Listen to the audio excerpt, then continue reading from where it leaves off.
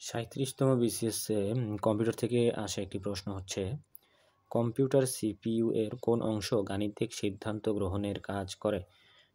ক নম্বর হচ্ছে ALU, খ নম্বর হচ্ছে কন্ট্রোল ইউনিট, গ নম্বর হচ্ছে রেজিস্টার সেট এবং ঘ হচ্ছে কোনোটি নয়। এখন দেখুন, বিস্তারিত বলতে গেলে সিপিইউর 3টি অংশ থাকে। 1 নম্বরটা হচ্ছে কন্ট্রোল ইউনিট, 2 নম্বর হচ্ছে অ্যারিথমেটিক লজিক ইউনিট এবং 3 নম্বর হচ্ছে রেজিস্টার সেট।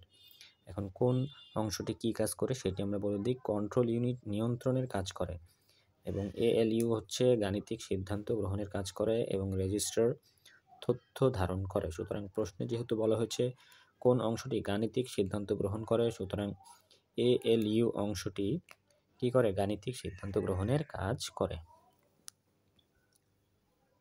এখন আমি এখানে মার্ক করে দিচ্ছি, সুতরাং উত্তর হবে ALU।